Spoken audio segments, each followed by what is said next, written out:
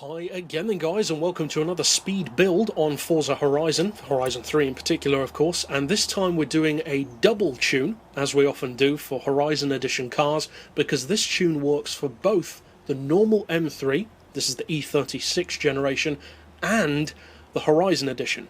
Now the Horizon Edition isn't on my storefront because I don't own that car. This one though is. So if you want to get this tune for the normal version, it is on my storefront. If though you want to do it to the Horizon Edition, of course you'll have to follow the tutorial instead. Of course you could just follow the tutorial for the normal car, but either way, it gives you the option. Now, the performance may be fractionally different on the Horizon car, but the essential concept is the same. So you can use this tune on both vehicles. Now, as far as upgrades go, I would recommend having the V8 engine. It's not the most powerful of engines, it's actually not as powerful as the newer M3s, but as you'll see from the benchmark in a second, it's more than enough to give it great numbers. As far as drivetrain, I would recommend even all-wheel drive. If you want to keep rear-wheel drive, I know some people like it as a drifter, that's fair enough. Don't expect it to launch as well, of course, but it doesn't affect top-end too adversely. As far as aspiration, I would recommend that twin turbo, and for the body kit, you've got the option. It doesn't really matter if you don't fit it. I personally like the body kit, so of course it's down to you. As far as the rest, stuff like the wing, the rims, that's again all down to you, and for the rest, you know the drill. Increase the power, lower the weight. As a general rule, just fit everything that has race or racing in the title.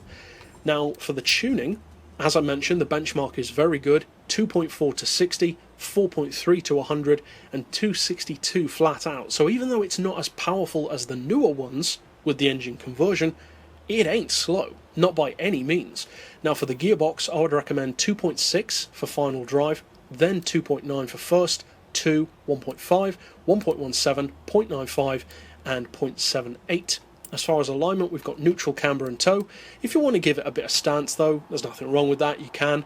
And then I've opted for 4 degrees of caster, so bang on centre, not too loose, not too stiff. As far as anti-roll, we've got those on 32 and 22. Springs we've got on 188 front and rear with the lowest ride height. Dampers we've got on 14 and 7 respectively. Aero, of course, doesn't apply for this one. And for the diff, you know the drill, 100% on acceleration as I often do, 0 on decel, but if you want to change those up, that's fine, go right ahead. And I've opted for a centre split of 75% in favour of the back end. So you can get it to drift still if you want to, but it gives you that benefit of the 25% grip and power to the front to get you off the line quicker, and of course to help if you choose to take it off-road or drive it in the rain. So as I said, this version is on my storefront. The Horizon Edition though, you'll need to do it yourself of course, so all that remains is now to take it out on the street to see what it can do.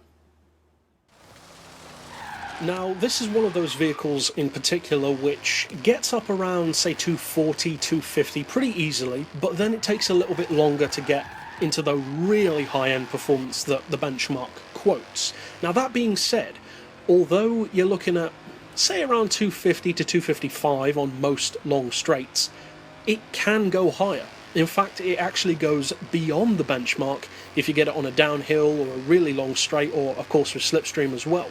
As you can see in this video, we get it up to 264, which is even higher than the benchmark. But to get to that speed takes a lot longer. You do need a nice long open straight to be able to do that.